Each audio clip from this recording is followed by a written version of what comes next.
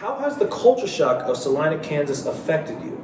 Well, being here, it's to be honest, it is kind of crazy, like being going away from home because I'm so used to really big city compared to this small town, and plus I feel I'm the only Tongan at the school, or besides Chardonnay, she's half Tongan, but being the only Tongan here, it's kind of crazy to me. But to be honest, I'm kind of used to it because I've gone to school where I've been the only poly at my school. Really? Yeah, I come from the suburbs, and not too many polys live where I come from. Mm-hmm. So it's nothing too new to me, but it's definitely the only culture shock is coming from a big city to a small town.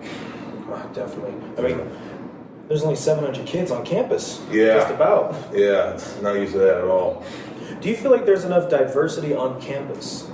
Yeah, I mean, I would say there is. I think there is. Within the different minority groups, but Polynesians, not enough Polynesians at the school.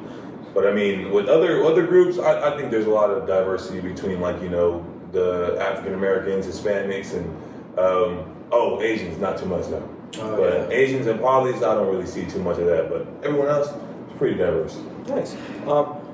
And if you could bring one thing from our Polynesian culture to Salina, Kansas, what would it be and why? What would it be and why? I think it would be the food.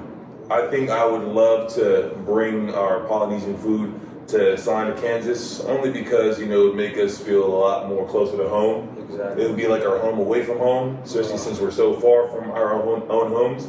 But yeah, definitely the food, and I think that would make it opened up a lot of doors to a lot of people because they're trying new things that they probably had never tried our food before. So definitely bringing our food out here would be my number one thing. Nice. And I see you have some ink on you. Could you Yes, tell us about that? I do. Well, so this is my Polynesian tribal, specifically Tongan tribal. Right here is, or I have a certain design. It's underneath my arrowheads, but we call it the kubesi. And that's specifically a Tongan design that we use on all of our ngatus, which is like our traditional mats.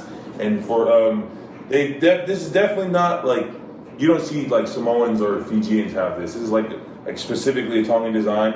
But the arrowheads and the weave mats, you see that on every other poly. But as you do, look, the arrowheads and the weave mats on mine. Exactly, the weave mat arrowheads that just represents our culture. Arrowheads because our ancestors were hunters and gatherers. So, represents what they go through. And, behind every, tribal art that we have, it represents our ancestors' stories. So, and it represents who we are as people, That's why when people get it to look cool, it ain't just to look cool, man. It has deeper meaning. It's literally our history. Exactly. Well, Toko, thank you so much for this interview. I hope you have enlightened many of the Salina natives a little bit more about our Polynesian culture. Yes, thank you for this. I'm honored.